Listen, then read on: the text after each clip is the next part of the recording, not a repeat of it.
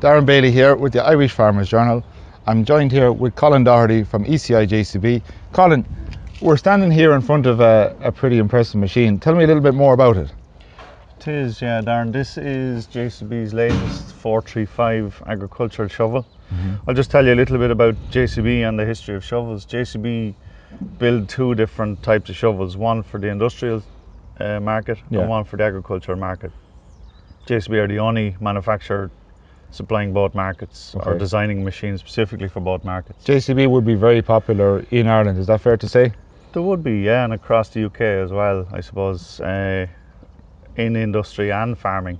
What JCB do with their agricultural shovel is, for instance, they have the high torque linkage on the front. They increase their power to weight ratio for silage clamp work and land work. Which will cope better than an industrial shovel with a lower power to weight ratio. So what you're saying to me, Colin, is JCB offer two different models, one to suit construction and one to suit agri. Yeah, okay, correct. And the model we have behind here is I can see from the door. This is the flagship of the agricultural market. As I said, this is the 435. She's a very high power to weight ratio, tailored specifically for putting up silage on clamps.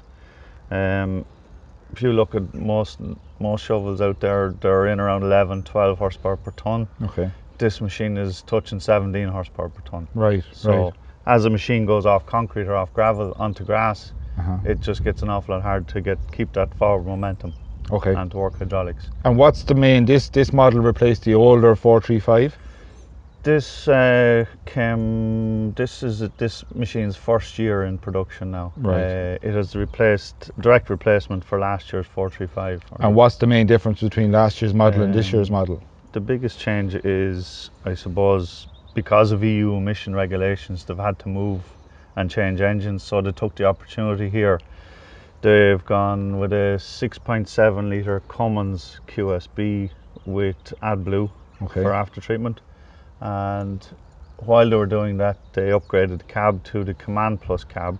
Right. And this particular machine has a contractor spec cab, which gives you heated air seat deluxe, half leather, climate control, and a significant package of lighting. I can just notice straight away the full length windows here, Colin. That would drastically increase your visibility straight away. Absolutely, yeah. They've increased the glass area significantly, taken out all the cross beams and everything, and they've moved all their switches and instruments to the right hand B panel, which has just tidied up the cab significantly. There's a built-in reverse camera and screen there as well. As standard. Yeah. Right. There's a new fridge, which is massive room in the cab. It's the biggest cab on the market now. So it's a nice place to do your work all day. It's a lovely place, yeah. Okay. Yeah. And starting at the front of the machine, Colin, is there anything new as far as hydraulic pumps, axles, moving back? That's all the same as the older model? Carried through from the last model. The ZF axles with LSD axles, limited slip diffs. Your front end is completely the same as the previous model. Yeah. As I say, if it's not broken, don't fix it. Exactly. No, that's great. Is there anything else you want to add before we wrap up? Not really. I suppose the new engine hood, which electrically opens, still probably a massive coolant pack. Yeah. And the whole coolant pack is sealed from the engine, so no grass can get in. There's a reverse fan on it that can be controlled from the computer in the cab. Yeah. So you can time that to come on every minute or every half hour, whichever you want. And that's done through the console inside in the cab? Through the console in the cab, yeah. Right, correct. Very good. This machine comes standard on 750, 65, 26 Michelin's X-Bibs, which are very good for silage work. Okay. What else can I tell you about it? She carries enough fuel to do a full day, which a lot of machine, the tank size has been increased. It's increased, yeah, and it's a lot easier on diesel. If you go back to the 434 days, the previous 435 improved by 30% in fuel efficiency, and this has improved by another 14%. Okay. And Colin, you've had this machine out on demo this year with numerous customers and clients from across the board. What was the general feedback?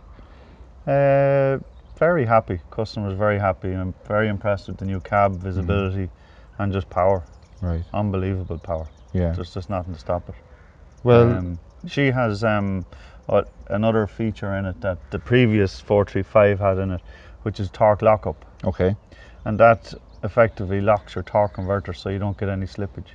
Right. So she can utilize 100% of her horsepower on the side. She can get it down to the ground. Yeah, yeah. Not necessarily to the ground. She's just getting the 100% from the engine to the transmission to the axles. Yes. You're not getting the torque slip. Okay. Brilliant. So that's increased. That's improved fuel efficiency massively as well. So that's which is very important in modern contractors. Absolutely, that's what they're all looking towards, fuel efficiency. Big time. And keeping costs down. Yeah, it's a key to it. No, that's great, Colin. Look, we look forward to getting our hands on it and testing it over the next couple of days. Yeah. And we thank you and JCB and ECI for all your help. No problem. Thank you. Thank you. Cheers.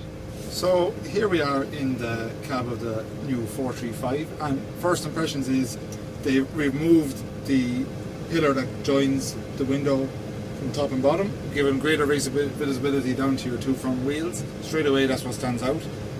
You have climate control. You have a nice comfortable premium seat that's heated and cooled. The steering column is a memory function that you predetermine where you want it, let it forward to get out, get back in, click it back, and it goes back to where you set it. The joystick fits nice in your hand. Forward and reverse is here under your thumb. You have a kick down function here. Moving on, then all your controls are grouped here together on one side. All your lighting controls, all your bucket and transmission, and then up here all your climate control. In here you have your command center, which basically has all your settings are here at the touch of a finger. Even your operator's manual is within the computer system. The reversing camera is constantly displayed here as well, which is a nice feature because it's in your eye line as you're going across between all your mirrors, and then you have your camera here as well. As far as performance is, we're going to test it now in a few minutes when we get our first load, but so far, comfort-wise, visibility-wise, it's a super machine by all means. Here we are, we have an 18-foot Smith trailer load of second-foot grass here in front of us with a 12-foot Pro Dig fork, and we're dropping down there the first gear, head around, and machine, no problem whatsoever, takes the whole 18-foot up in one go. Now it is dry, second cut grass, but there's no wheel slippage, no need for any spinning or any pressure whatsoever on the machine. It's really torquey, 230 horsepower engine. Again, it's a 6.7 litre Cummins in this machine, similar to the older 435. But obviously with the new emissions, it has the new AdBlue system fitted to it. Should be mentioned that within the Agri range, it starts off with the 418, leading up to the 427, and then this will be considered the flagship 434. Not the machine for every contractor, but definitely an impressive machine. No problem whatsoever here. No matter what we throw at it today, no problem whatsoever. There's a nice little function on it, the torque lockup, that when it decides to spin wheels, the torque locks itself to two plates in the torque converter, and they lock together, and it lets 100% of the engine's power through the torque converter into transmission, and then basically onto your pit of silage, which will come into play in heavy first cut grass or whatever grass that I'm over leaving, but nice feature to have on the machine.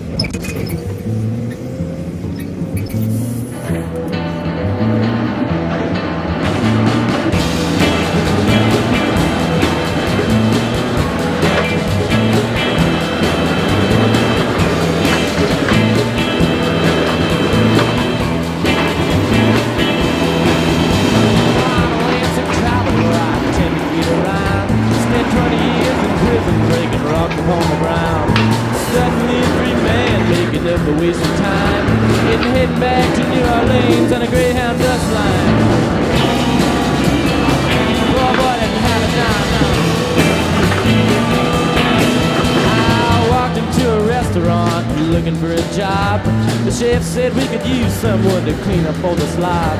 It's $7 an hour minus taxes, no paid break. I said, you got to be kidding, man, that's less than a slave makes. Well,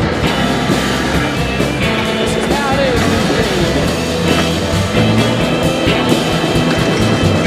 Oh, the poor boy blue can't get no relief.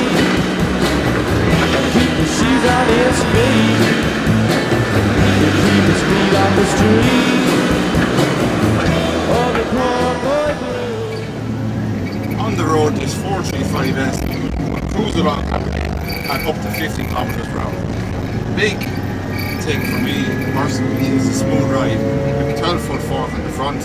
We're on a typical Irish country back road, and she just cruises along as if you were driving a car. There's no, even though it's a big bulky machine, once you get an hour driving on it, you will feel quite confident and comfortable with it.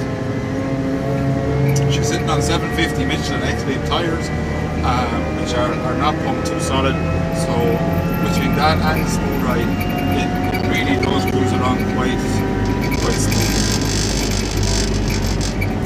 When working in the dark outside, we have full LED light package that consists of your normal headlights, 4 walk lights on top and 6 walk lights on the back, which when on the road will increase your safety, and when working at night on the pit, it really does turn it into daylight. Driving this loader, even though it's a big working machine, it's actually quite easy. The brakes are very much improved from the older model. The harder you press them, it gradually stops rather than a kind of an on-off pedal, which was typical of the older version. The steering is very responsive, it's not heavy, there's just enough resistance that you know which way your wheels are pointing. The only niggle I'd have is the throttle has very little feeling to it. It's kind of just, there's no resistance on it whatsoever. It's an electrical throttle, so obviously there's no cable connecting it. It's quite soft. But the overall size of the loader is no way to put you off when driving on a country road. You're sitting up high, great visibility, looking over ditches. It's quite easy to live with. As I said, smooth ride is doing its job perfectly. We have the climate control set, you have your radio, you have your air seat. It's quite a comfortable place to be.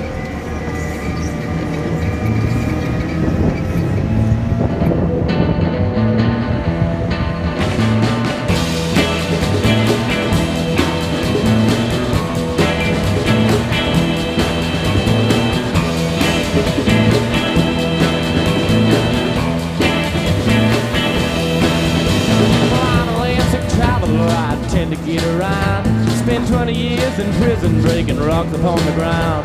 Suddenly a free man making up a waste of time, and heading back to New Orleans on a Greyhound bus line. Poor boy didn't have it down. I walked into a restaurant looking for a job. The chef said we could use someone to clean up all the slop. It's $7 an hour minus taxes, no paid break. I said, you got to be kidding, man, that's less than a slave makes. Well, this is how it is these days. Oh, the poor boy blue can't get no relief, and keep the shoes on his feet, to keep his feet off the street. Oh, the poor boy blue can't get no relief, and keep the shoes on his feet, to keep his feet off the